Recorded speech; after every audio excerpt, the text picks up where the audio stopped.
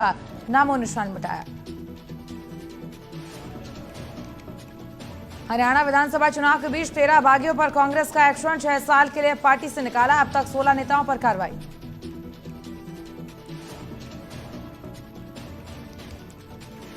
दिल्ली में एमसीडी की standing committee चुनाव में जीते बीजेपी के सुंदर सिंह तंवर, बीजेपी का चेयरमैन बनना तय।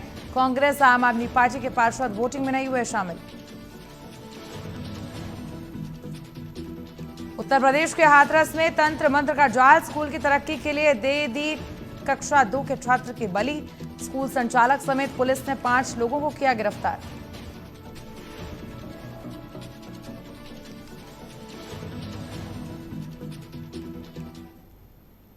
नमस्कार, स्वागत है आप सभी का भारत अपडेट में और मैं हूं आपके साथ अक्षय पाठक और आप देख रहे हैं हमारी खास पेशकश भारत का एजेंडा और उसमें होंगे भारत के सवाल। तो अब हरियाणा विधानसभा चुनाव में भारतीय जनता पार्टी पूर्व सीएम और केंद्रीय मंत्री मनोहर लाल खट्टर से परहेज करती नजर आ रही। दरअसल ऐसा इसलिए कि बतौर सीएम रहते उनको उनके फैसलों को लेकर जनता में जो नाराजगी थी उससे पार्टी चुनाव में बचना चाहती थी। आज क्या कुछ रहेगा उसी पर आज हम लोग चर्चा करने वाले हैं।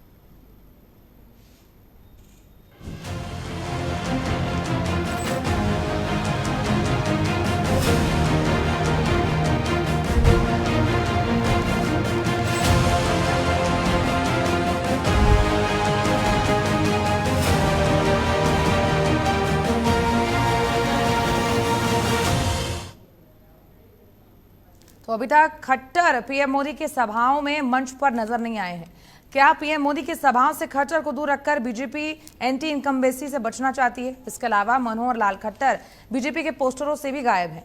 पीएम मोदी की अब तक हरियाणा में 2 चुनावी सभाएं हुई हैं, पर दोनों ही सभाओं के मंच पर खट्टर नजर नहीं आए।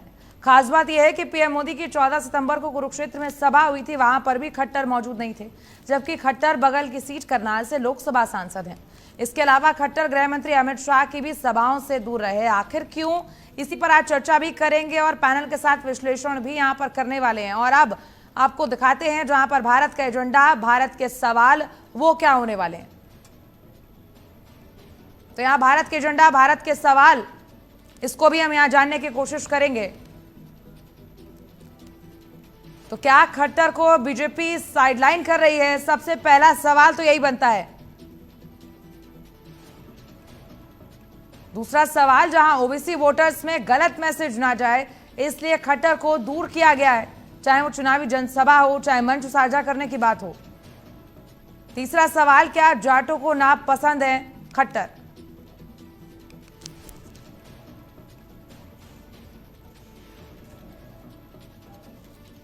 तो क्या बीजेपी में मनोहर लाल खट्टर का खेल खत्म? ये चौथा सवाल। तो आज इन्हीं सवालों पर हम लोग चर्चा करने वाले हैं। और अब देखिए, मनोहर लाल खट्टर से बीजेपी क्यों दूरी बना रही है, ये वजह आपको बताते हैं। मनोहर लाल खट्टर से बीजेपी क्यों बना रही है दूरी, ये वजह, जहां हिसार में एक कार्यक्रम को संबोधित कर रहे थे तो वहां मौजूद युवक ने उनके सामने ही कहा कि इस बार हिसार में बीजेपी का विधायक हारेगा, जिस पर खट्टर भड़क गए और कहा कि इसकी हिम्मत कैसे हुई, और उस युवक को सभा से बाहर निकलवा दिया गया। और देखिए, इससे पहले मनोहर लाल खट्टर ने शंभू बॉर्डर पर आंदोलन करने वाले किसानों के नाम पर एक मुखौटा है, ये भी कहा था। और उसके बाद देखिए फिर किरकिरी हुई बीजेपी की, जब मनोहर लाल खट्टर ने कुमारी सैलजा को ऑफर दिया बीजेपी में आने का, लेकिन उन्होंने ठुकरा दिया।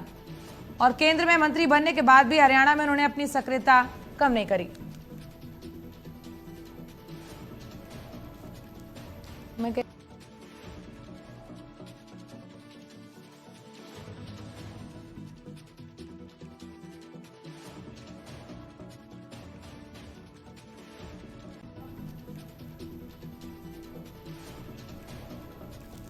तो अब सवाल ये है कि क्या बीजेपी के लिए बने परेशानी का सबब, तो कैसे बन गए, देखिए वो आपको बताते हैं यहाँ पर। और बन गए तो आखिर क्यों बन गए? तो पहले मनोहर लाल खट्टर ने कहा कि शंभू बॉर्डर पर आंदोलन करने वाले किसानों के नाम पर एक मुखौटा है।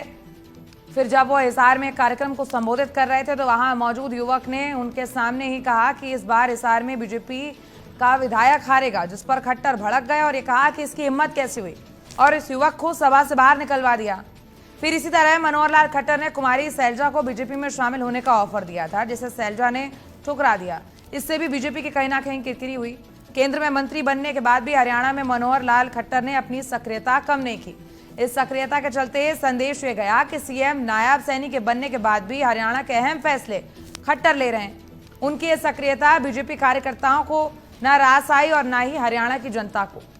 अब देखिए, मनोहर लाल खट्टर को बीजेपी ने हरियाणा में विधानसभा चुनाव से 6 महीने पहले ही हटा दिया था। इसके पीछे की वजह थी जो बताई जा रही थी कि मनोहर लाल खट्टर को लेकर पार्टी में और जनता में नाराजगी है। अब मनोहर लाल खट्टर को पोर्टल वाला मुख्यमंत्री भी कहा जाता है, क्योंकि कई सरकारी सेवाओं के पोर्टल लॉन्च कर दिए गए, जिससे आम जनता को पोर्टल पर काम करने में दिक्कत हुई और इसी वजह से जनता में भारी नाराजगी देखने को मिली। अब मनोहर लाल खट्टर के कुछ फैसलों ने भी हरियाणा की जनता को बीजेपी के खिलाफ कर दिया था, जिसमें हरियाणा के सरपंचों की ताकत को कई नियम लाकर कम और सीमित कर दिया गया था। साथ ही भवन निर्माण में कई नियमों को लागू करके आम जनता को सरकारी दफ्तरों के चक्कर काटने पर मजबूर कर दिया था, जिसको लेकर बीजेपी को ग्रामीण और शहरी इलाकों में जनता की भारी नाराजगी का सामना करना पड़ा। बाद में नए सीएम ने खट्टर के फैसलों को बदला और गलतियों को दुरुस्त किया और अब बीजेपी उन गलतियों से सबक लेकर आगे बढ़ रही है। और कहीं ना कहीं कारण ये इसीलिए देखने को मिल रहे हैं कि जहां जहां बीजेपी रैली कर रही है, चाहे प्रधानमंत्री नरेंद्र मोदी मंच पर संबोधित कर रहे हो जनता को, चाहे अमित शाह कर रहे हो, खट्टर की जो एक दूरी है वो बनती हुई नजर आ रही है। अब खट्टर ऐसा नहीं कि एक्टिव नहीं है, कई कई जगहों पर वो एक्टिव भी हैं, जैसे जहां उनके करीबी चुनाव लड़ रहे हैं या फिर जहां पर गैर जाट और साथ ही दलित वोट हैं, जो वो उनकी बाहुलता है, वहां पर वो सक्रिय हैं, वहां पर वो सारी चीजें कर रहे हैं, देख रहे हैं, प्रचार प्रसार कर रहे हैं। लेकिन अब ऐसे में यहाँ पर देखिए, आपको ये तस्वीर भी दिखा रहे हैं, यहाँ पर पोस्टर में नहीं दिखाई दे रहे हैं वो, तो कहीं ना कहीं एक बड़ा सवाल यहाँ पर खड़ा होता है कि क्या खट्टर को बीजेपी साइडलाइन कर रही है। ये भी एक अपने आप में बड़ा सवाल है। तो पोस्टर से पूर्व सीएम मनोहर लाल खट्टर का गायब होना, मंच पर ना दिखना और इसके साथ ही कोई खास उनके लिए खबर ना आना अपने आप में कई सवाल खड़े करता है कि क्या एंटी इनकम्बेंसी को कम करने की कोशिश कर रही है बीजेपी कहीं ना कहीं खट्टर को साइडलाइन करके, क्योंकि उनके कुछ फैसले थे, जैसा आपको बताया, सरपंचों की ताकत को कम और सीमित करने से लेकर पोर्टल सेवाओं से लेकर भवन निर्माण से लेकर कई ऐसे पहलू हैं जिनको लेकर जनता में नाराजगी देखने को मिली। और उसके बाद कुछ महीने बाद जब उनको हटाया गया तो कुछ महीने के लिए नायब सैनी यहाँ पर नियुक्त किए गए एज अ मुख्यमंत्री, तो उन्होंने आके कार्यभार जब संभाला तो जो गलतियां की गई थी उन्हें कहीं ना कहीं दुरुस्त किया गया और जनता को साधने की कोशिश करी गई।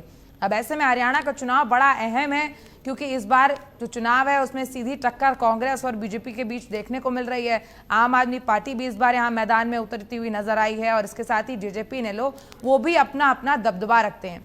कांग्रेस में तो दो फाड़ चल ही रहे हैं, लगातार ये खबरें भी सामने आ रही हैं, वहां पे भी ये देखने को मिला कि मंच तो साझा हो रहे हैं लेकिन आपसी बातचीत नहीं हो रही है, क्योंकि मतभेद के साथ साथ मनभेद भी वहां पर देखने को मिल रहा है। और वही स्थिति अब बीजेपी में भी कहीं ना कहीं देखने को मिल रही है, क्योंकि पोस्टर में तो नदारद हैं मनोहर लाल खट्टर, लेकिन वो भी अपना एक वर्चस्व रखते हैं।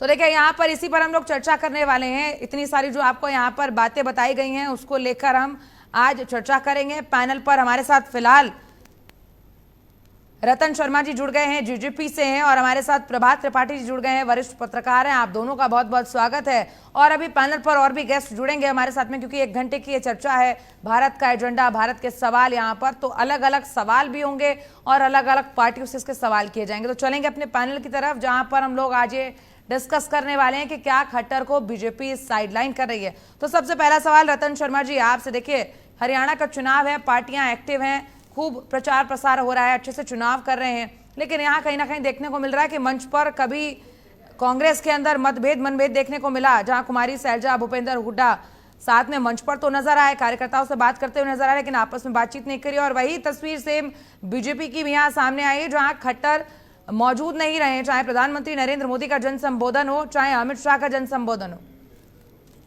रतन जी। जी जी मैडम नमस्कार। आप सबके, आपके दर्शकों को सभी को नमस्कार जी। मैं बताना चाहूंगा कि ये तो जग जाहिर है, कांग्रेस पार्टी के अंदर शैलजा जी को जो है साइडलाइन किया गया। और शुरू से ही आप देखेंगे, जब विधानसभा चुनाव की घोषणा हुई उसी समय कांग्रेस पार्टी ने एक अपना नियम बना दिया कि भाई लोकसभा मेंबर चुनाव नहीं लड़ेंगे। तो उसी समय रास्ता रोकने के लिए कि कुमारी सैलजा एलिजिबल ही ना रहे, तो उसमें कह देंगे भाई आप तो विधायक नहीं है, आप लड़ नहीं सकते चुनाव। तो उनको उनका रास्ता रोकने के लिए पहले ही एक नियम बना दिया गया, और ये हाईकमान से ही है इनका, ऐसा नहीं कि हुड्डा साहब भी बनाते हैं। इस प्रकार का नियम हाईकमान ने बना दिया, और ये स्पष्ट दिखता है एससी समाज को शुरू से ही धोखा देती है ये कांग्रेस। इनके वोट का तो इस्तेमाल कर लेती है, लेकिन जहां तक सत्ता में हिस्सेदारी देने की बात है वो नहीं देती। कभी कभार कोई छोटा सा झुंझुना टाइप का मंत्रालय दे दिया जाता है, जैसे कोई सामाजिक न्याय मंत्रालय, जबकि जो वोट की कीमत है वो एससी समाज के और जनरल समाज के हर व्यक्ति के वोट की कीमत बराबर वजन रखता है। रतन जी, ये तो हो गई इनकी बात, लेकिन रतन जी चुनाव 5 सीटें जीत पाए। रतन जी, आप तक मेरी आवाज पहुंच रही है? ये तो हो गई इनकी बात, लेकिन अब यहाँ खट्टर को भी बीजेपी साइडलाइन कर रही है, क्या ऐसा आपको लगा? क्योंकि स्थितियां परिस्थितियां कुछ और बयां कर रही हैं। जी मैडम, ऐसा है, खट्टर को साइडलाइन नहीं कर रहे, जो खट्टर जी ने कर्म किए ना उनसे साइडलाइन होना चाह रहे हैं वो। दरअसल अव्यवस्था फैली हुई थी खट्टर साहब के कार्यकाल में। आप देखे इतना जो है सड़कें टूटी हुई थी, आज भी टूटी हुई है। जल भराव की स्थिति देखे शहरों के अंदर, गुड़गांव, फरीदाबाद, सोनीपत, पानीपत, जो भी बड़े शहर हरियाणा के, उनमें बारिश, थोड़ी सी बारिश में जल भराव हो जाता है, सारी सड़कें टूटी हुई है। और जो आप देखे एक आईडी, प्रॉपर्टी आईडी थी, उसके ऊपर 5 साल झगड़ा चलता रहा कि भाई इसका कोई समाधान खट्टर साहब ने नहीं निकाला। उससे बहुत लोग नाराज हुए। और आप ये परिवार पहचान पत्र से भी बहुत लोग नाराज थे कि अलग से नई चीज लेकर आने की क्या जरूरत थी, आपको डाटा चाहिए था। राशन कार्ड में भी डाटा होता है, उसको ऑनलाइन कर लेते, सारा डाटा राशन कार्ड में होता है। तरह तरह की चीजें जो हरियाणा के लोग पसंद नहीं करते थे वो इनके ऊपर अड़े रहे, और आखिरी में इनको खट्टर जी को बदलना पड़ा, और उनके कर्मों से पिंड छुड़ाना चाह रहे हैं। लेकिन ऐसा हो नहीं पाएगा, क्योंकि बहुत देर कर दी इन्होंने, 9.5 साल तक इनको ये भुगतते रहे। और ठीक है, आ गई, ठीक है, आती हूँ मैं, हटा रहे हैं, तो इससे कुछ नहीं हो पाएगा। ठीक है, आती हूँ मैं आपके पास। प्रभात जी कुछ कहना चाह रहे हैं? प्रभात जी, आप जो अपनी बात रखेंगे उससे पहले मेरा एक सवाल और है। देखिए, जिस तरीके से पोस्टर से दूरी दिख रही है यहाँ खट्टर साहब की, अब कोई भी व्यक्ति अपनी जनता के लिए जब काम करता था उसकी नियत और नियति दोनों सही होनी चाहिए। नियत आपकी सही हो, लेकिन जो नियति है जिस तरीके से उसको लागू करे वो सही ना हो तो जनता में नाराजगी देखने को मिलती है। तो कहीं ना कहीं क्या ये वजह है कि बीजेपी साइडलाइन कर रही है खट्टर को, या क्या वजह है, या जो हम देख पा रहे हैं वो हम गलत देख रहे हैं? आपका जो नजरिया है वो क्या कहता है इसको लेकर? प्रभात जी। देखिए, अक्षय जी, रतन शर्मा ने खुद स्वीकार कर लिया कि 9.5 साल तक खट्टर जी ने कोई काम नहीं किया जी। और ये बहुत बड़े दिल की बात है कि एक भाजपा का प्रवक्ता इस तरीके की चीजें स्वीकार कर रहा है। तो आप मान के चलिए कि भारतीय जनता पार्टी एक जिस तरीके से खट्टर को लेके रतन जी की अगर बात करें, रतन जी की बात करें तो रतन जी जेजेपी से, हाँ, रतन जी ही स्वीकार कर रहे हैं, लेकिन अभी क्योंकि बीजेपी के प्रवक्ता नहीं है। जब मुझे तो ताज्जुब हो रहा है कि कांग्रेस का प्रवक्ता ये बात कहे तो बात अलग है, लेकिन रतन जी स्वीकार कर रहे हैं तो उसके मतलब खट्टर जी से भारतीय जनता पार्टी ने दूरी कराई है। और 9.5 साल बाद अब वो केंद्र मंत्री हैं। मुझे ये नहीं समझ में आ रहा कि इनको ये नहीं पता है कि केंद्र मंत्री मोदी जी ने उनको बनाया है और केंद्र मंत्री है। लेकिन हरियाणा के चुनाव की जब हम चर्चा कर रहे हैं तो भारतीय जनता पार्टी क्या होती है कि जब एंटी कंबेंसी होती है किसी भी नेता की, उसको बदलने के लिए वो सैनी जी को लाए दलित समुदाय से। तो दलित और जाट समुदाय का जो कॉम्बिनेशन है वो भारतीय जनता पार्टी ये सोच रही है कि सैनी को लाने से शायद हमारी सरकार रिपीट कर जाए, लेकिन ऐसा नहीं है। वहां पे इनको कांग्रेस की तो ये बात सैनी जी कर रहे थे, ये अपने खट्टर की भी बात कर गए। बहुत अच्छी बात कही इन्होंने, भाजपा के प्रवक्ताओं के स्वीकार कर दिया खट्टर ने 9.5 साल कोई काम नहीं किया। कल मैं गुड़गांव में था, गुड़गांव की स्थिति मैंने देखी, सड़कों पे जिस तरीके सड़कें वहां पे टूटी पड़ी हुई हैं। ठीक है प्रभात जी, बस प्रभात जी आपको 1 सेकंड के लिए, प्रभात जी 1 सेकंड के लिए आपको रोकना चाहूंगी, फिर आप कंटिन्यू कर लीजिएगा। हमारे साथ में राजबीर रोहिला जी जुड़ गए हैं बीजेपी से। राजबीर जी आपका बहुत बहुत स्वागत है। आती हूँ मैं आपके पास में, प्रभात जी की एक बार बात खत्म हो जाए। जी प्रभात जी। एक मिनट आप रतन शर्मा के सामने भाजपा लिख रही थी, आप गलत लिख रही थी। जेपीपी के है वो, वही मैं आपको नहीं रतन जी के लिए मैंने वही आपको रोका था। प्रभात जी, प्रभात जी मैंने आपको रोका था, लेकिन आपने सुना नहीं, तो मैंने कहा आपने शायद सुन लिया होगा। नहीं, जेजेपी से रतन शर्मा जी हैं, अब भाजपा के प्रवक्ता आए हैं। चलिए, मैंने बात जो बोल दी कि खट्टर साहब को बदलने का मतलब यही था कि हरियाणा में जो एंटी कंबेंसी थी 9.5 साल की, 10 साल की, वो एंटी कंबेंसी शायद सैनी के आने से कम हो जाएगी, लेकिन ऐसा नहीं है। हरियाणा का जो वोटर है इस समय हुड्डा और शैलजा का जो मामला चल रहा है वो अलग है, क्योंकि देखिए जाट और दलित सब जी जो है वहां भारतीय जनता पार्टी से नाराज है इस समय, और कांग्रेस की बहुत बढ़िया स्थिति वहां हरियाणा में दिखाई दे रही है। लेकिन अब मतदान होने के समय तक क्या स्थिति भारतीय जनता पार्टी की रही, क्योंकि भारतीय जनता पार्टी ने अभी बीच में ये खबर फैलाई थी कि शैलजा जी 25 तारीख को भारतीय जनता पार्टी में शामिल हो रही है, क्योंकि शैलजा जी ने साफ साफ कह दिया था कि मेरे पिता को राष्ट्रीय झंडे में कांग्रेस के झंडे में लिपट के गए हैं, मैं भी अंतिम समय तक कांग्रेस के झंडे में ही लिपट के जाऊंगी। इसका मतलब शैलजा जो है, दलित जो नेता है, वो उनका आपसी कुछ भी झगड़ा हो, लेकिन कांग्रेस की स्थिति वहां पे बहुत स्ट्रांग है और हुड्डा और शैलजा को लेके कोई फर्क नहीं पड़ेगा। वहां का जो दलित मतदाता है, जो जाट मतदाता है, क्योंकि जिस तरीके से 9.5 साल खट्टर ने पंचायत का, आपने अभी सारे मुद्दे गिनाए कि उन्होंने जो जो फैसले किए वो जनता के विपरीत फैसले किए, तो मोदी जी ने इस चीज को भांप लिया था और उनको हटा के सैनी को ले आए। लेकिन अब सैनी को लाने से भारतीय जनता पार्टी का कोई फायदा नहीं होगा। हरियाणा का जो वोट पड़ रहा है वो हरियाणा राज्य के लिए पड़ रहा है, केंद्र का वोट नहीं है। हरियाणा के राज्य के और स्थानीय विकास के लिए वोट पड़ रहा है, डेवलपमेंट के लिए वोट पड़ रहा है। तो जब राज्य का चुनाव होता है तो स्थानीय मुद्दे ज्यादा हावी होते हैं। ठीक है, चुनावी मुद्दों पर भी बात करेंगे। ठीक है प्रभात जी, मैं आती हूँ आपके पास में। राजवीर जी, आपसे सवाल है। देखिए, जो हमारी पूरी डिबेट का मुद्दा है वो क्योंकि जब शो की शुरुआत हुई तो आप मौजूद नहीं थे, तो आखिर में यहाँ पर खट्टर साहब को लेकर चर्चा हो रही है। पोस्टर से दूरी, प्रधानमंत्री नरेंद्र मोदी ने जहां मंच साझा किया वहां से दूरी, अमित शाह ने मंच साझा किया वहां से दूरी, जो सक्रियता है जिस हिसाब से चुनाव को देखकर वो हो नहीं रही है, तो क्या खट्टर को बीजेपी साइडलाइन कर रही है? आज इसी पर हम लोग चर्चा करें। राजवीर जी, क्या कहेंगे आप इस पर? नमस्ते प्रवक्ताओं को राम राम, आपकी दर्शकों को मेरी राम राम।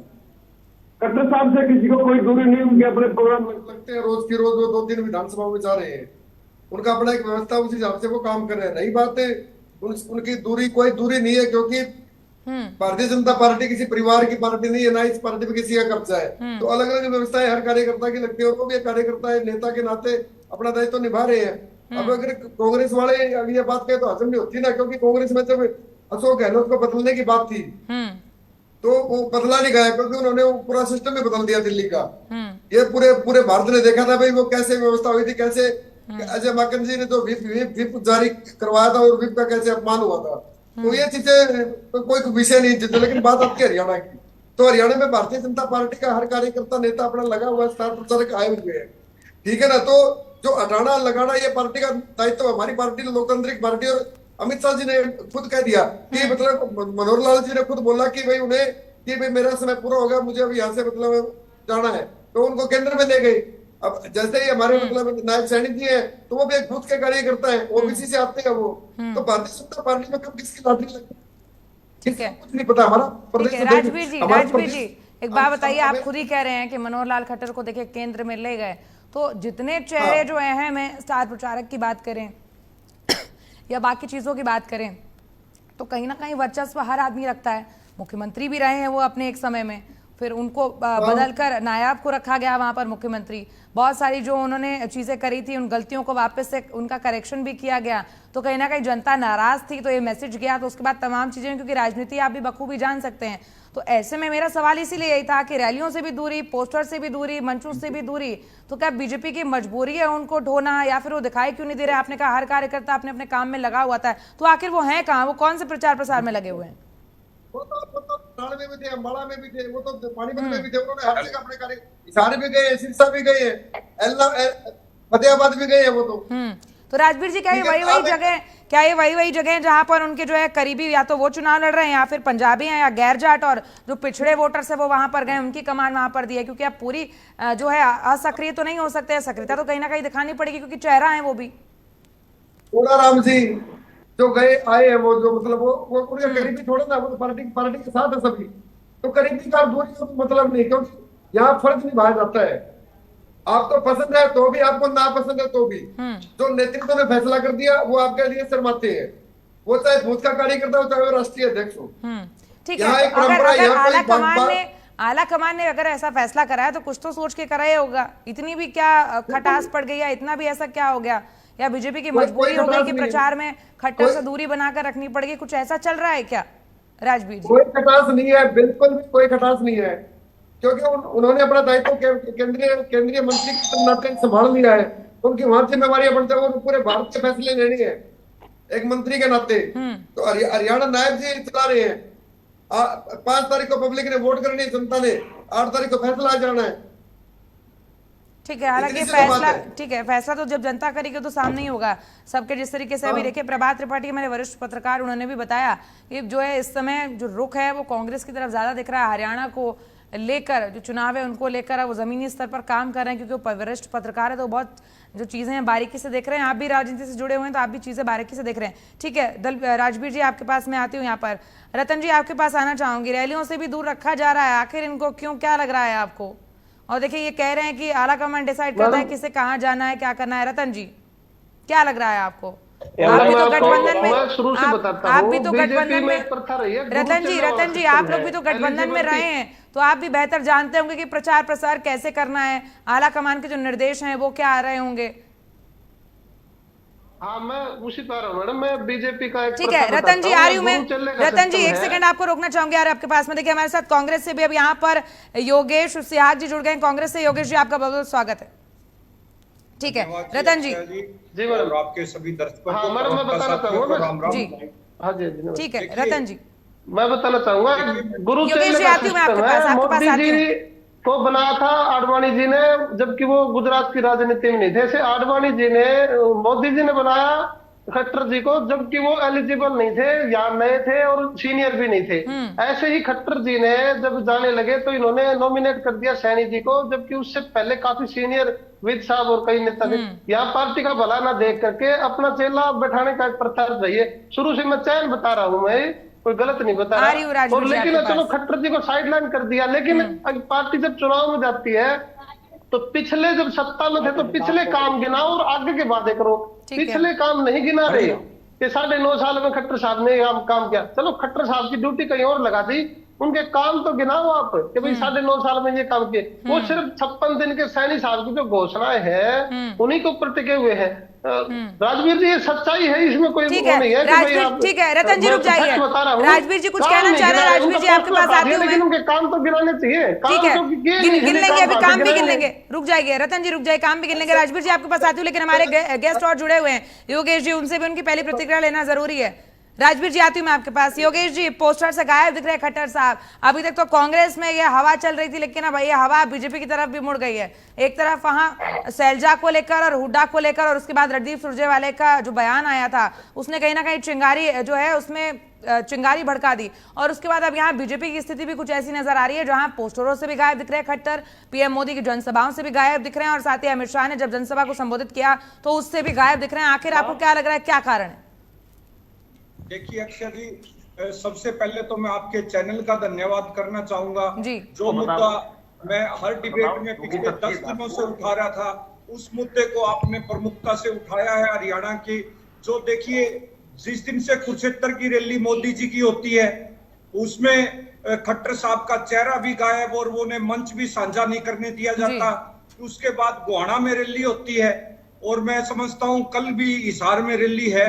जहां तक मुझे जानकारी है उन्हें दूर रहने के लिए कहा गया है। और आप देखिए ये बड़ा एक महत्वपूर्ण विषय आपने लिया है। देखिए अगर मैं समझता हूं जैसे हमारे साथी भारतीय जनता पार्टी के प्रवक्ता रोहिला जी बोल रहे थे, अगर उन्होंने 9.5 साल में इतने अच्छे कार्य किए हैं तो देखिए मैं समझता हूं कि ये खट्टर साहब के साथ नाइंसाफी हो रही है। और अगर उन्होंने अगर नहीं किए जनता को हम तो मानते हैं, बिल्कुल जनता मानती है, उन्होंने भट्ठा बैठा दिया हरियाणा का, लेकिन उनका चेहरा छुपा के आप बच नहीं सकते। आप ये सोचते हो खट्टर जी का चेहरा छुपा के जनता ये अदला बदली की सरकार आपकी जाने वाली है और जनता माफ नहीं करेगी। जो 9.5 साल हरियाणा का भट्ठा बैठाया, हर वर्ग को लाठियों गोलियों से पीटने का काम खट्टर साहब ने किया है। चाहे हमारे सरपंच भाई हो पंचकुला में, उन पे लाठियां बरसाई, अध्यापक, किसान, मजदूर, हर वर्ग। और एक और उनका वीडियो वायरल हो रहा है, उठा लो लाठियां, किसानों के खिलाफ कैसे बोले। आज उनको पर्दे के पीछे क्यों किया जा रहा है, ये बिल्कुल जायज बात है। और देखिए एक बात मैं भी रोहिला जी की सुन रहा था कि भारतीय जनता पार्टी बड़ी अनुशासित पार्टी है।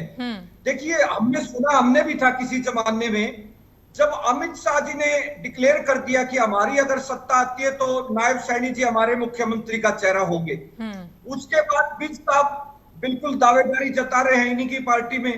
उधर से दक्षिण हरियाणा में राम इंद्रजीत जी जो ओबीसी वर्ग का इतना बड़ा चेहरा है, मैं समझता हूं जो ये हरियाणा को जाति पाति पे जो बीजेपी करना चाहती थी, आज चुनाव ये है कि यादव बाहुल्य इलाका 15 सीटों पर प्रभाव डालता है अक्षय जी, और आज नायब सैनी जी खुद अपनी सीट हारने जा रहे हैं क्योंकि वहां इतना ज्यादा उन्हें सीट नहीं मिली, करनाल छोड़नी पड़ी, उन्हें अपना क्षेत्र नारायणगढ़ छोड़ना पड़ा, और आज स्थिति ये है कि वहां सभी पक्ष एकजुट हो गए हैं और उनका चुनाव आज जो है बहुत उनके हाथ से निकल चुका है। तो मैं समझता हूं कि देखिए भारतीय जनता पार्टी को इस मुद्दे का जवाब देना होगा। ठीक है, क्योंकि बिल्कुल जवाब लेंगे। 9 साल हरियाणा को, ठीक है, बिल्कुल जवाब लेंगे, इतना पीछे लेके गए, चाहे बेरोजगारी में, अपराध ठीक है, में। ठीक है योगेश जी, बिल्कुल जवाब लेंगे। यहाँ पर देखिए बहुत सारे सवाल है, यहाँ पर वापस लौटेंगे राजवीर जी, तब आपसे इसका जवाब लेंगे। तो यहाँ पर एक छोटे से ब्रेक के लिए रुक रहे, ब्रेक के बाद हाजिर होंगे, तो वापस लौटेंगे अपनी चर्चा पर।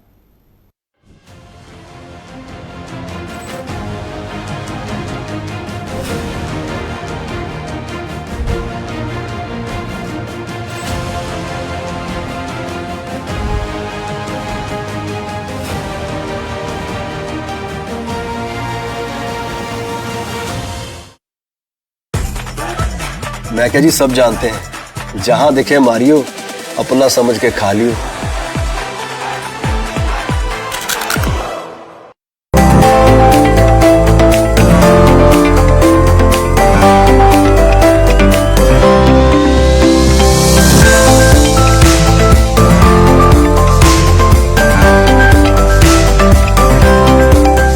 प्रगति के पथ पर निरंतर गतिशील उत्तर प्रदेश।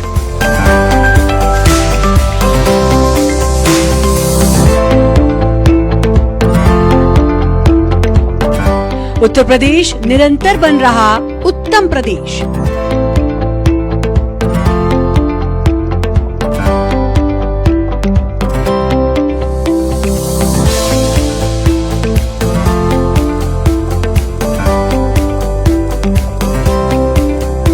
योगी सरकार में उपयोगी बनता उत्तर प्रदेश।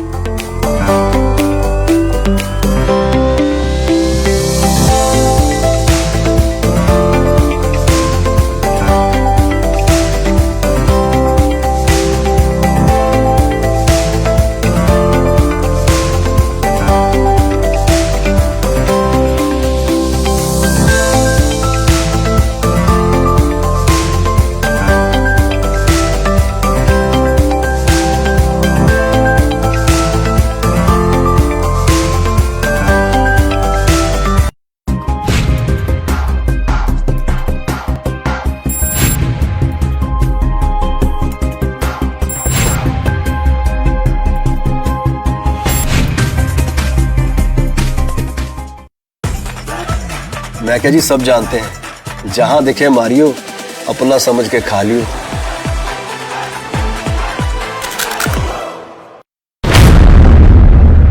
निवेशकों की गाढ़ी कमाई, नहीं होने देंगे अब हवा हवाई।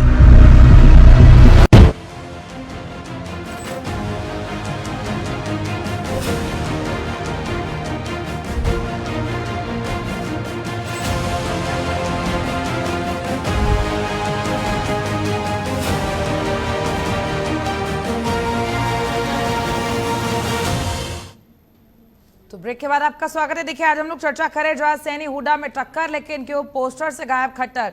तो तमाम ऐसे सवाल है जिनको हम जानने की कोशिश कर रहे थे। तो वापस चलेंगे अपने पैनल की तरफ, जहां राजवीर जी से सवाल है। देखिए अलग अलग तरीके के यहाँ पर सवाल आए, कार्यकाल को लेकर भी सवाल आए, कामों को लेकर भी सवाल आए, तमाम चीजें साझा करिए राजवीर जी।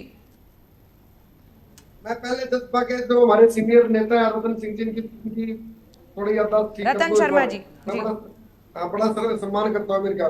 2017 में गोहाना में एक रैली हुई थी इनेलो की, तो उस रैली में अभय सिंह को ठिकाने लगाया, ओम प्रकाश चौटाला को ठिकाने लगाया। किसने लगाया? वहां नारे किसने लगाए थे?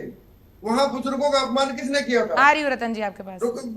मैं सारी यही बता दूंगा, कोई बात नहीं। वहाँ 3 दिन पहले मैसेज किसने सर्कुलेट करवाए थे भाई, चेहरा मतलब आया सीएम आया, किसने लगाने आपने? ये सारी प्लानिंग के तहत आप लोगों ने इन लोगों को खत्म किया। कहां से उसकी प्लानिंग हुई थी? America, Dubai. राजवीर जी जवाब ले लें या अभी आप बोलेंगे? जवाब ले लें रतन जी से, आप अभी आप बोलेंगे? और हाँ मैडम, मैं बताना चाहूंगा। ठीक, तो बस एक तरह से जवाब देता हूँ, 1 मिनट। हाँ, मैं बताना चाहूंगा, हमने इन लोगों को तोड़ा नहीं, इन लोगों का झंडा भी नहीं लिया, निशान भी नहीं लिया। इन लोग आज भी बरकरार है और हमारा अधिकार है चुनाव में जाने का। रुको ना, अभी रुको आप। तो आप कर दिया, आप मनोहर लाल जी की बात करते हैं, सिंह जी की बात करते हैं। चौटाला साहब को 3-4 बार मुख्यमंत्री ने लिए, आपको नहीं बख्शा, उनकी बख्शा।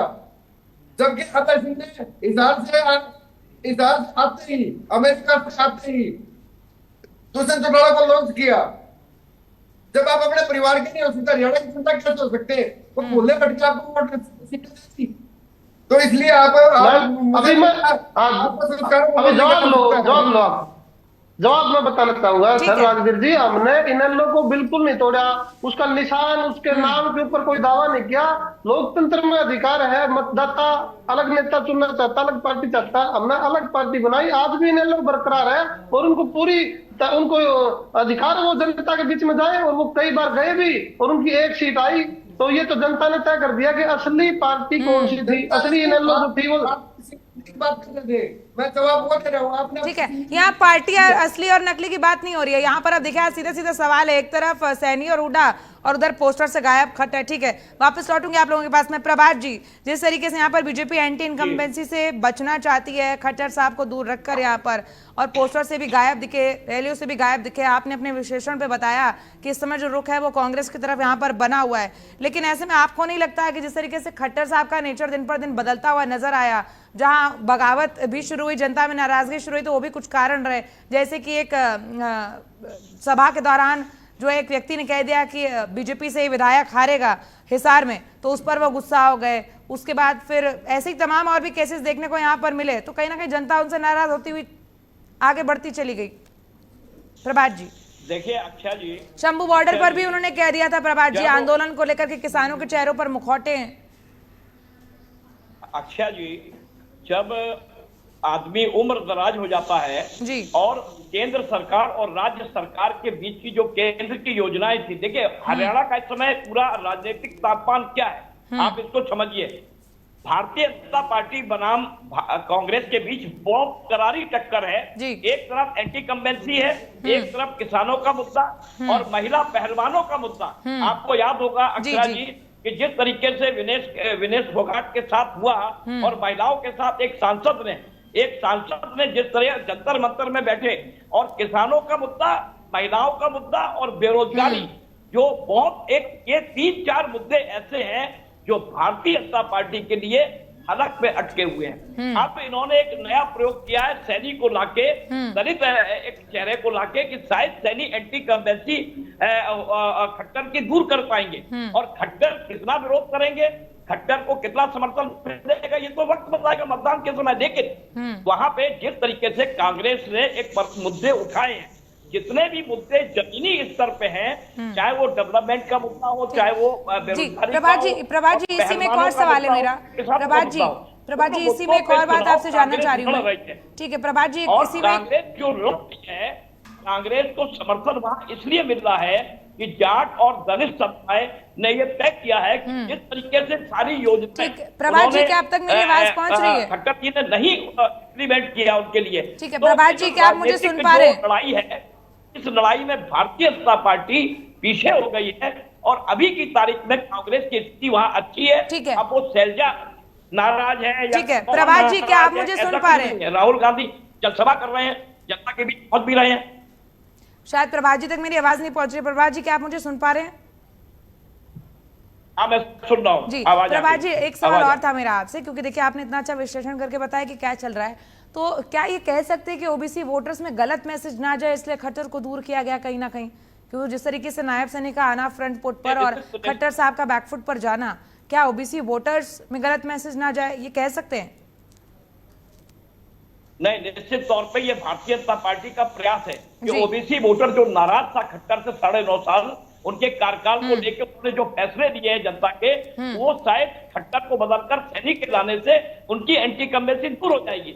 लेकिन अब हरियाणा की जनता डेवलपमेंट, पहलवानों की ये सारे मुद्दों को लेके मैदान पे है और अब ये जनता निर्णय करेगी। देखिए वहां पे एंटी कम्बेंसी जो थी खट्टर की, वो सैनी दूर नहीं कर पाए हैं। सैनी को इतना समय नहीं मिला है कि सैनी उस चीज को दूर कर पाए। और भारतीय जनता पार्टी ये सोच रही है कि शायद नरेंद्र मोदी के बड़े लक्ष्य के आधार पे शायद हरियाणा प्रभावित हो और नरेंद्र मोदी जी वहां पे शायद भारतीय जनता पार्टी की सरकार बना ले जाए, क्योंकि प्रधानमंत्री की भी अभी रैली होनी है और वहां अमित शाह भी रैली कर रहे हैं, भारतीय जनता पार्टी के दिग्गज नेता पहुंच रहे हैं, लेकिन सैनी जी एंटी कम्बेंसी दूर नहीं कर पाए हैं खट्टर की। तो खट्टर को अलग करके जो ओबीसी वर्ग है वो शायद भारतीय जनता पार्टी की तरफ आ जाए, क्योंकि ओबीसी की राजनीति भारतीय जनता पार्टी केंद्र लेवल से लेकर हर राज्यों में इस्तेमाल करती है। तो वो प्रयोग कितना सफल होगा जाट ओबीसी वर्ग में, ये तो आने वाला वर्ग बताएगा। लेकिन कांग्रेस की स्थिति मैं फिर कहूंगा कि इस समय अच्छी है। अब रातों रात क्या हो जाए, क्या एक मिरेकल हो जाए, क्या कोई स्कैंडल आ जाए, किस तरीके की क्या चीजें हो जाए, हाँ, कोई नहीं कह सकता, इसका कोई अनुमान नहीं लगा सकता जब तक परिणाम नहीं आता। ठीक है प्रभात जी, आपके पास आऊंगे। योगेश जी, जिस तरीके से पहले एक हवा बनी हुई थी कि कांग्रेस में दिक्कतें चल रही हैं, कुछ ऐसा देखने को मिल रहा है, अब यहाँ पर मनोहर लाल खट्टर का जो खेल खत्म होने की हम बात कर रहे हैं कि क्या बीजेपी में मनोहर लाल खट्टर का खेल खत्म हो गया है, तो उसमें एक कड़ी आपकी पार्टी से जुड़ी हुई है कुमारी सैलजा, क्योंकि कहा जा रहा था कि उन्होंने ऑफर दिया, कुमारी सैलजा ने ऑफर ठुकरा दिया और तब तक हवा में थे, बीच में न्यूज भी ब्रेक हो गई और उसके बाद कहीं ना कहीं देखने को मिला, जैसा अभी सबने बताया कि उन्होंने कहा कि उनके पिताजी क्योंकि कांग्रेस के झंडे में लिपट के गए थे तो वो भी ऐसे जाएंगे। उन्होंने अपना जो है अपना एक स्टैंड था वो बहुत क्लियर रखा, वो कांग्रेस के साथ में नहीं, लेकिन उससे कहीं ना कहीं मनोहर लाल खट्टर की किरकिरी हो गई, तो इसलिए और थोड़ा साइडलाइन कर दिया गया। देखिए अक्षय जी, बिल्कुल मैं समझता हूँ जैसे हमारे त्रिपाठी जी अभी बिल्कुल बता रहे थे, मनोहर लाल जी की जो एक खट्टर साहब की इमेज रही है, वो 9.5 साल भी उन्होंने हर वर्ग को, चाहे किसानों के लिए शुरू में उन्हें आतंकवादी कुछ क्या कि हरियाणा के किसानों का आंदोलन नहीं है, चाहे आप महिला पहलवानों के प्रति उनका व्यवहार था, या अब भी आप देखिए 3 दिन पहले हिसार में आए थे, किस तरह का एक नौजवान साथी के साथ व्यवहार किया, उसने एक जन संवाद कार्यक्रम के दौरान अपनी बात रखी थी, उसको किस तरह से धक्के मार के बाहर निकलवाया गया। कोई जब एक हिसार में युवा साथी था, उन्होंने कहा कि हमारे पर्ची खर्ची नहीं चलती, तो जो एक होमगार्ड का जवान था जिसको पैसे के लेन देन की वजह से हटा दिया था, उसने विद प्रूफ दिए, विजिलेंस की इंक्वायरियां तक दी, उसने ये साबित किया हुआ था, उसको किस तरह से धक्के मार के बाहर निकलवाया था। तो मैं सोचता हूँ कि खट्टर साहब की जो छवि जो बनी हुई है उसको भारतीय जनता पार्टी पीछे करके अब ये डैमेज कंट्रोल करना चाहती है, लेकिन वो बात वो दूर चली गई है क्या जी। अब जनता समझती है कितनी योजनाएं थी आपने 9.5 साल तक कोई भी लागू नहीं की, चाहे 500 रुपए सिलेंडर की बात हो, जाते जाते आप लास्ट के महीने में ये शो करना चाहते हो कि हम हर वर्ग के हितैषी हैं। आपका जो संकल्प पत्र है उसमें आपके दलित चेहरे को आगे नहीं आने देते। आप देखिए का संकल्प पत्र जारी होता है, कोई भी ऐसा दलित नेता नहीं जो अभी संकल्प पत्र जारी करते समय, हमारा जब घोषणा पत्र गारंटी जारी होती है, खड़गे साहब, गीता बुक्कल जी, चौधरी उदयभान जी वो साथ रहते हैं और तो इन्होंने शैलजा जी का मुद्दा उठाया। मैं समझता हूँ देखिए शैलजा जी आज भी राष्ट्रीय महासचिव है और उनके बयान की कितनी किरकिरी हुई जब खट्टर साहब को उन्होंने नसीहत दी, आपका पार्टी में इतना समय नहीं हुआ जो हमारी पीढ़ियां बीत गई और इसी झंडे पे लिपट के मुझे जाना है, इससे बड़ा मैं नहीं समझता कोई स्टेटमेंट हो सकती है राजनीति में। ठीक है, तो कहीं ना कहीं मैं समझता हूँ जी भारतीय जनता पार्टी आज समझ गई है कि उनके हाथ से चुनाव निकल चुका है और चुनाव नहीं निकला है, मैं कहता हूँ वो 2 डिजिट में नहीं आने जा रही, सिंगल डिजिट में भारतीय जनता पार्टी के नंबर आने वाले हैं। ठीक है, और ये जनता ने मन बना लिया है। ठीक है, जनता का मन भी जान लेंगे,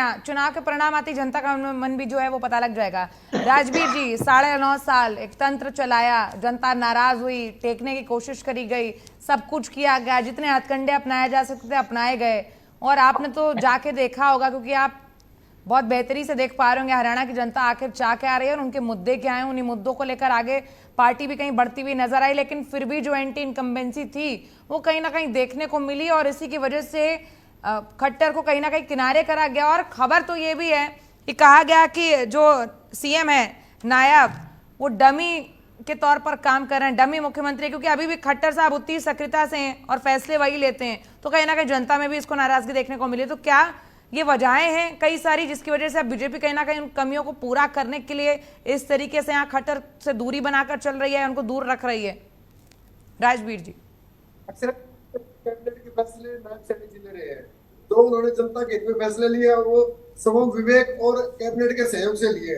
राजवीर जी, कौन से फैसले थे जो जनता के हित में फैसले लिए गए थे? सुनिए, आते ही 133 करोड़ रुपए का आदियाना माफ किया, वो किसानों का माफ हुआ है, मेरा या किसी और का नहीं है वो। ऐसे बहुत से फैसले लिए गए, ठीक है, जो इम्प्लीमेंट किए गए हैं। तो घोषणा तो बाद की बात है, क्योंकि ऐसी भावनाओं में बह जाते हैं। 9.5 साल तक ठोक के राज किया, ईमानदारी से राज किया, कोई उन पे आरोप नहीं लगा सकता। उन्होंने 49 लाख लोगों को बीपीएल कार्ड दिए, जिनको ये लोग देते नहीं थे। 3.5 लाख लोगों की पेंशन बढ़ाई। अच्छा, तो राजवीर जी उसका क्या हुआ जो पोर्टल वाला? राजवीर जी उसका क्या हुआ जो पोर्टल वाला मंत्री कहा जा रहा था? पोर्टल पर सेवाएं कर दी जनता। एक मिनट राजवीर जी, ठीक है राजवीर जी, आप बताइएगा, मेरी बात तो सुन लीजिए। फिर उसका क्या हुआ जो पोर्टल वाला मंत्री कहा जा रहा था, और फिर जो सेवाएं थी पोर्टल पर कर दी, जनता परेशान हो गई? क्योंकि देखिए, सही नियत से लागू तो कर दिया, लेकिन जो उसकी नीति थी वो नहीं बन पाई, क्योंकि जनता इस्तेमाल करना ही नहीं समझ पा रही, कैसे करना, वो उसी में उलझी हुई है। तो जनता उससे भी नाराज हुई। उसके बाद तमाम ऐसे फैसले थे। हरियाणा की जनता को कहीं ना कहीं कहा जा रहा था, हरियाणा की जनता को बीजेपी के खिलाफ खट्टर नहीं खड़ा कर दिया, क्योंकि कहीं ना कहीं उनके जो नियम कायदे कानून उन्होंने जो लागू किए उसको दुरुस्त करने की बहुत जरूरत थी, और उसको दुरुस्त बाद में किया भी गया। तो राजवीर जी, इसलिए मेरा आपसे सवाल था कि जो 9.5 साल के काम है। आपने सवाल भी कर लिया, जवाब भी दे दिया, कोई बात नहीं। 1,43,000 पक्की नौकरियां दी हमने। ये जो भाई कांग्रेस वाले बैठे इन्होंने 86,000 दी थी, और जो ये इनकी पेरेंट पार्टी है इनेलो जो 20 साल पहले राज था वालों का 16,000 दी थी। मेरे पास पूरा डाटा लेके बैठा हूँ मैं इनका। एक बात, दूसरी बात, 433 अपनी योजनाएं ऑनलाइन की। समाधान की हमेशा गुंजाइश होती है, और संवाद से ही समाधान होता है। बहुत से जो पोर्टलों में जो दिक्कतें आई, लेकिन हमें दिक्कत नहीं की, लेकिन हमने उनके माध्यम से कितना किया। मेरी फसल बीमा, हमने उन फसलों में जो लोग बाहर से फसल बेचने आते थे, हमने उस पर रोक लगाई। हमने एमएसपी जो हम देते थे 14 फसलों पर, वो हमने दे के दिखाया। 72 घंटे में हमने जो आपका थोड़ा सा राजवीर जी नेटवर्क इशू हो रहा है, शायद आपकी आवाज थोड़ी अटक अटक कर आ रही, तो हम ठीक से सुन नहीं पा रहे हैं। राजवीर जी, एक बार फिर से बताइए क्या कह रहे हैं।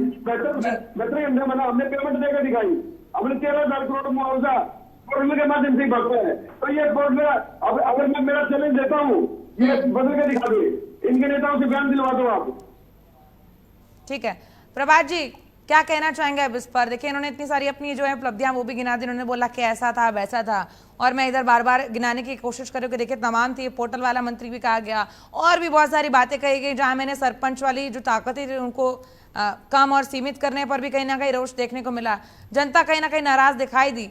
लेकिन अब राजवीर जी कह रहे हैं कि देखिए काम बहुत हुआ, बहुत कुछ किया, बीपीएल कार्ड से लेकर उन्होंने सारी चीजें वो गिना दी। आप बेहतर से जान रहे होंगे। प्रभात जी, प्रभात जी अनम्यूट कर लीजिए एक बार।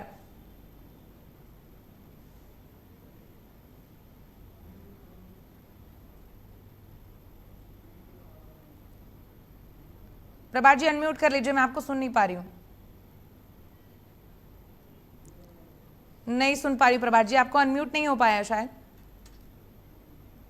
ठीक है, आती मैं योगेश जी आपके पास। ठीक है, रतन जी, सारे सिनारियों को देखकर आप क्या कहना चाहेंगे? देखिए, अपनी अपनी सारी चीजें गिनाई जा रही हैं। अभी देखो, खट्टर जी की तो काफी बात हो चुकी है। आज का जो मुद्दा था शैलजा और हुड्डा और प्लस खट्टर साहब का था, उसमें मैं बताना चाहूंगा, शैलजा जी ने कह दिया कि भाई मैं तो कांग्रेस में ही रहूंगी जीवन जब तक जीऊंगी। तो इससे क्या होगा कि ये सुविधा की राजनीति होगी कि भाई मेरी बात मान लो या ना मान लो। मैं तो एक संघर्ष से बचने वाले जो लोग हैं ना, वो इस प्रकार की बात करें कि मैं तो यही रहूंगी, मेरी बात मानो ना मानो मैं।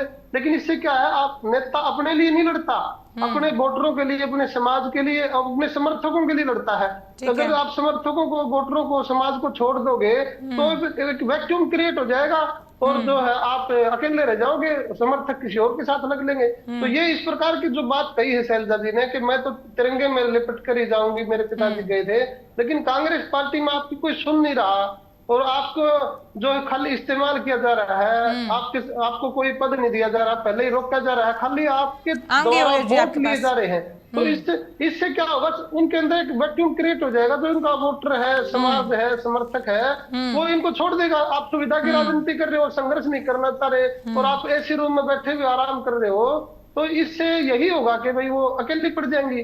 तो संघर्ष से बच रही है वो। अगर हुड्डा साहब है, उनको आगे नहीं आने दे रहा चाह रहे, और कांग्रेस पार्टी का जो है हाईकमान भी उनकी मदद नहीं कर रहा। हालांकि देखो मैडम, ये सच्चाई है कि कांग्रेस पार्टी का हाईकमान शुरू से ही कमजोर है। 2004 के बाद, 14 के बाद से ही। राजस्थान का मामला देखे आप, गहलोत साहब ने उनको 1% जवाब दे दिया कि मैं कुर्सी नहीं छोड़ूंगा, और ऊपर से उन्होंने भेजा कि भाई इनको बदल के दूसरा बनाया जाए, वो नहीं माने। ऐसे ही हुड्डा साहब ने राज्यसभा चुनाव में हाईकमान की कोई बात नहीं मानी। जो उनका कैंडिडेट था उसको हरवा दिया, और जी न्यूज वाले सुभाष चंद्रा को बनवाया, जिसको बनवाया। तो हाईकमान इनका कमजोर है। तो शैलजा भी अपनी कंप्लेंट करती तो हाईकमान से, वो हाईकमान कमजोर, उनको पता ठीक है। प्रभात जी, क्या आप तक मेरी आवाज पहुंच रही है? तो इसलिए वो सुविधा की राजनीति कर रही है, संघर्ष नहीं करना चाह रही। ये है सच्चाई जो। ठीक है, हाँ ठीक है प्रभात जी, आपको सुन पा रही हूँ। मेरी आवाज आ रही है? जी प्रभात जी, आपको सुन पा रही हूँ, कहिए प्रभात जी।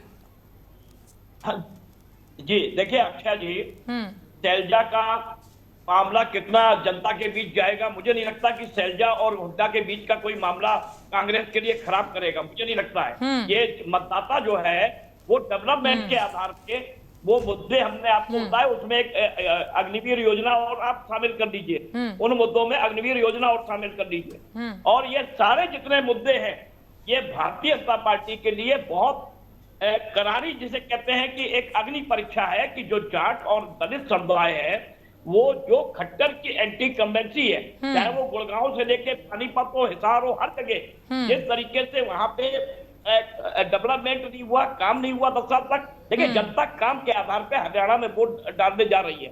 जनता ना मोदी का चेहरा देखने जा रही है, ना खट्टर का चेहरा। सही बात है, जनता को रोजगार से मतलब है, जनता को उसकी सुविधाओं से मतलब है। सरकार को हटाना है, और ऐसी स्थिति में कांग्रेस की पोजीशन, अब कांग्रेस पे शैलजा नुकसान करेगी या शैलजा का मामला उठाया जा रहा है, तो ये स्थिति जनता तय करेगी कि जनता को क्या इन चीजों से मतलब है कि शैलजा और हुड्डा। मुझे नहीं लगता कि शैलजा हुड्डा पे कोई मामले को लेके वोट पड़ेगा, वहां वोट पड़ेगा डेवलपमेंट के आधार पे, आ रही हूं योगेश जी, बस आप ही के पास आ रही हूं, और किसान और ये सारे लोगों के आधार पे वोट पड़ने जा रहा है। और निश्चित तौर पे परिवर्तन हरियाणा में परिवर्तन होने जा रहा है, परिवर्तन का वोट पड़ने जा रहा है, और इसमें अब क्या होगा ये तो आने वाला वक्त। ठीक है योगेश जी, क्या कहना चाह रहे हैं आप?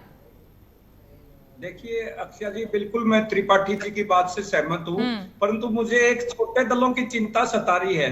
देखिए जो जेजेपी है, इनेलो है, या छोटी और पार्टियां हैं, उन्हें अपनी पार्टी के वोट बैंक या उसकी चिंता नहीं है। नहीं योगेश जी, आपको चिंता करने की जरूरत है। आपको शायद याद हो कि जब बीजेपी के पास बहुमत के लिए सीटें कम पड़ रही थी, तो जेजेपी से गठबंधन हुआ था, किंग मेकर की भूमिका निभाई थी। तो मुझे लगता है इस गुमान में रहना चाहिए कि जो छोटी पार्टियां वो काम नहीं करती हैं। ठीक बात है, टक्कर सीधे बीजेपी और कांग्रेस की है, लेकिन छोटी पार्टियों का वर्चस्व बहुत रहता है अपने क्षेत्र में। एक तरफा चुनाव है, कांग्रेस जो किसान मजदूर जो दलित वर्ग है, और जो हमारे जो किसान वर्ग है वो और दलित वर्ग का एक इतना कॉम्बिनेशन है जैसे लोकसभा चुनाव में था, उसी मजबूती से घबराकर जो भारतीय जनता पार्टी ने, मैं समझता हूं जो शैलजा जी का मुद्दा उठाया था पिछले दिनों, वो बिल्कुल उनका टाई फिस हो गया।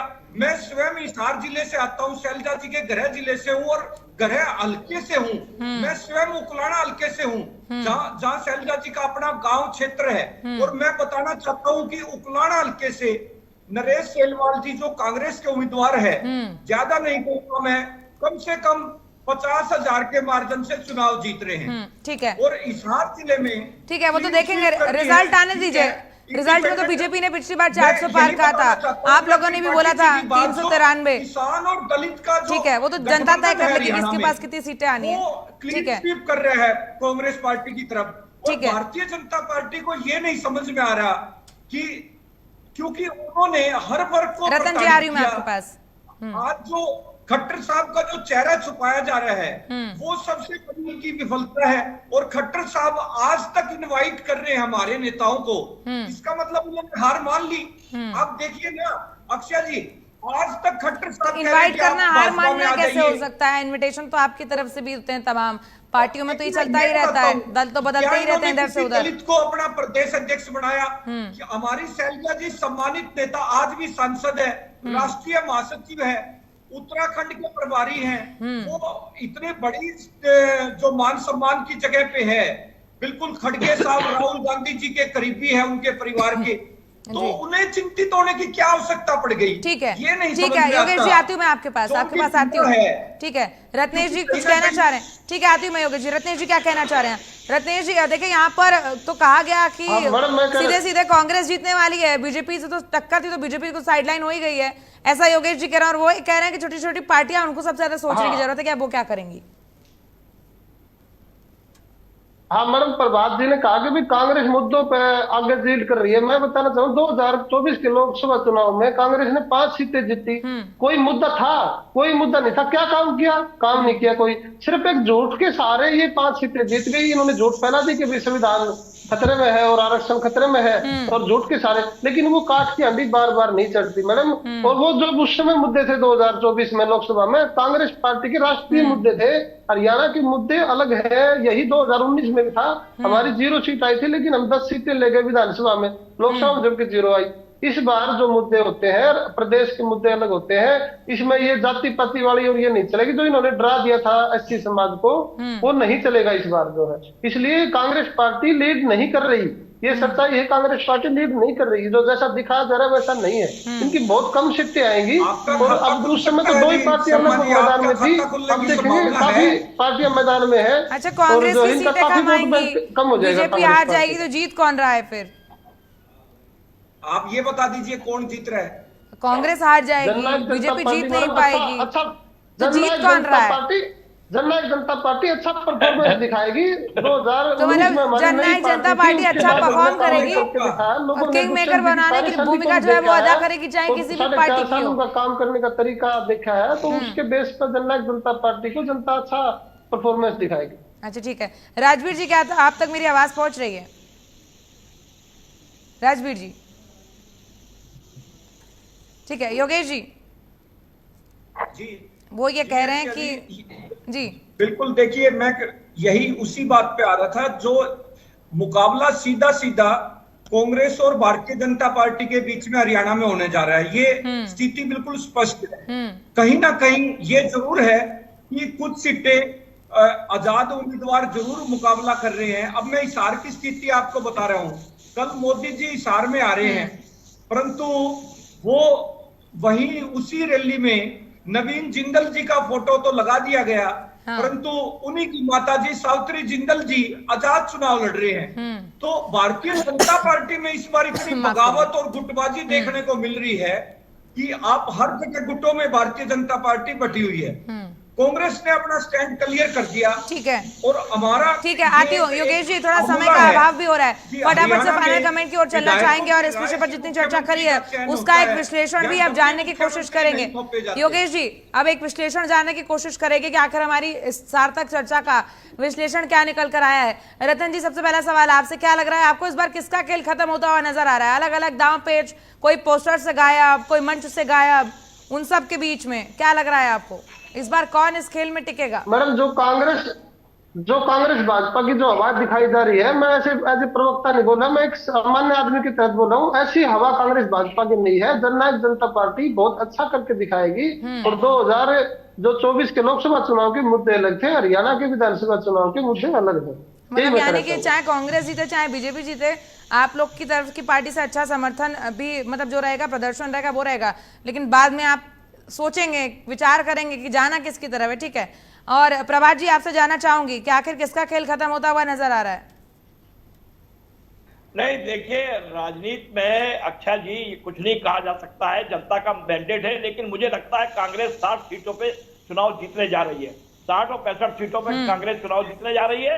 जेजेपी को 2, 4, 5 सीटें मिल जाए तो मिल जाए, बाकी भारतीय जनता पार्टी में, क्योंकि जेजेपी ने जिस तरीके से समर्थन वापस लेके भारतीय जनता पार्टी से अलग हुए थे और ये दिखाने का प्रयास किया था कि देखिए मैं भारतीय जनता पार्टी से अलग होकर अपनी सीटें बचाने के लिए, अपना जनादेश प्राप्त करने के लिए उन्होंने ये निर्णय लिया था। अब जेजेपी कह रही है कि हम सरकार बनाएंगे, ये बहुत दूर की बात है।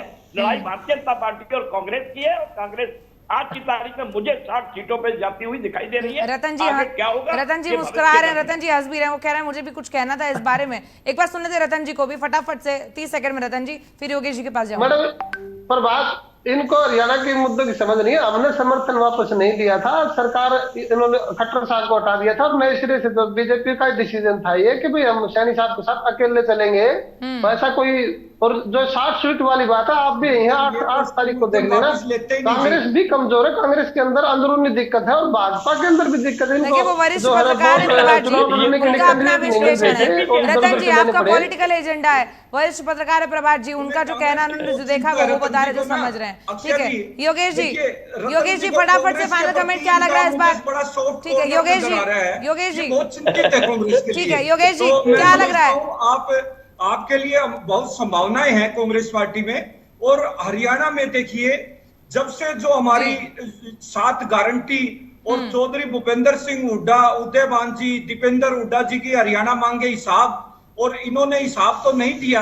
मैं समझता हूं 5 तारीख को प्रदेश की जनता इनका हिसाब करने वाली है। जो लाठियां गोलियां इन्होंने हर वर्ग को प्रताड़ित किया, वो वोट की चोट से आने वाली 5 तारीख को प्रदेश की जनता भारतीय जनता पार्टी को जवाब देने जा रही है। और जनता हमारा चुनाव लड़ रही है। कांग्रेस पार्टी स्पष्ट भारी मैंडेट से वापसी करने जा रही है हरियाणा में। आप सभी का देखिए यहाँ पर, ठीक है, आप सभी का बहुत बहुत शुक्रिया, आपने इतना अच्छा विश्लेषण किया, इस पर हमसे चर्चा करें और आप हमसे जुड़े, आप सभी का बहुत बहुत शुक्रिया। लेकिन अब देखना ये होगा कि हरियाणा की सियासत अब किस तरफ रुख लेगी और आने वाला समय बताएगा कि आखिर यहाँ पर जीत का सेहरा किसके सर पर बंधेगा। फिलहाल मेरे साथ इस खास पेशकश में इतना ही, लेकिन आगे की खबरों के लिए बने रहिएगा भारत अपडेट के साथ। नमस्कार।